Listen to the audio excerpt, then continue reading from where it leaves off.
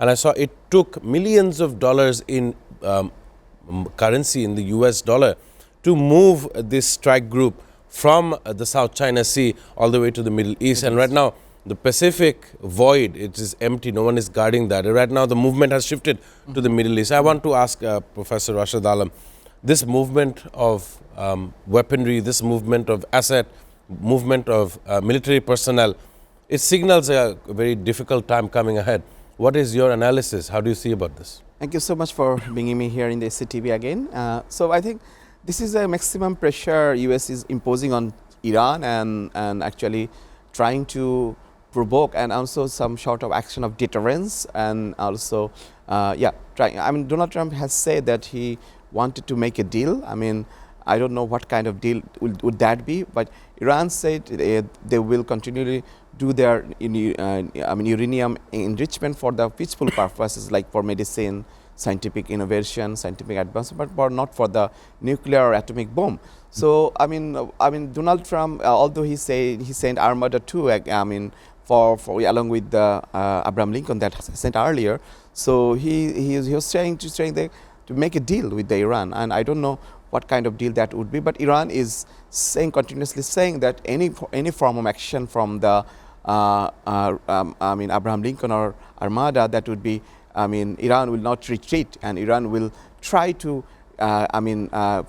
put maximum restraint and maximum resistance from their whatever capacity they have, and they will do, I believe, because unlike Syria, unlike Iraq, and unlike other countries, Iran is not same kind of Iran have a different kind of capability. They are, even though they are maximum US sanction, maximum US pressure, Iran has continuously showing resilience and continuously enriching their scientific and research and enriching capability in terms of every aspect, education, engineering, research, and everywhere. And they made their own innovation, own capacities, and own armed forces, and they have IRGC, separate armed forces. So they're ready.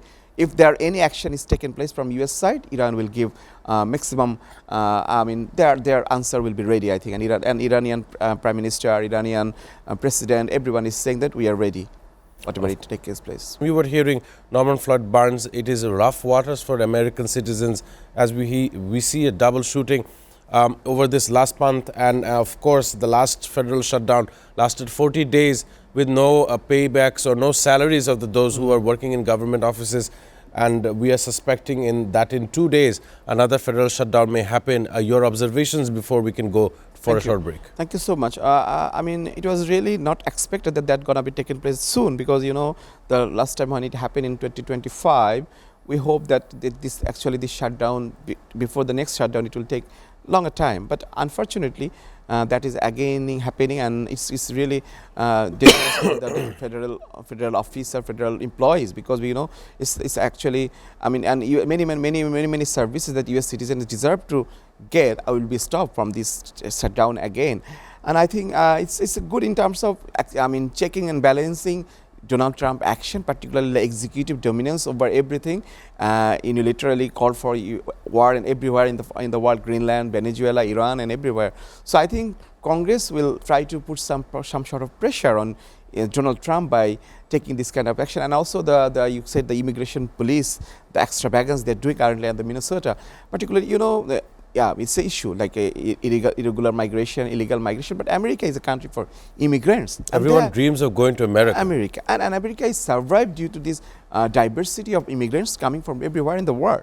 But I don't know why Donald Trump is very much protectionist at the moment, and he is actually doing everything against American long-term policies, like they're welcoming immigrants, they're welcoming free trade. Donald Trump is going absolute against direction, like he's the head of the now protectionism in the global trade protectionism, global tariffs, war. Everything is like going to be escalation of the conflict and instabilities at various parts of the world, and within the US as well, like the Minnesota killings and this kind of protest that taking place against the Donald Trump, I think will be heavily impacted the midterm election, although there he has some support bases, but I think the concerned citizenry of America, they will give their voices in the verdict in the midterm election, I think. Of course, that verdict, he does have support from some Americans, but his policy will affect those very Americans. He's tariffing any nation that does not see eye to eye with his policies, and that tariff affects the American consumer market or the consumer household. So, of course, that has huge implications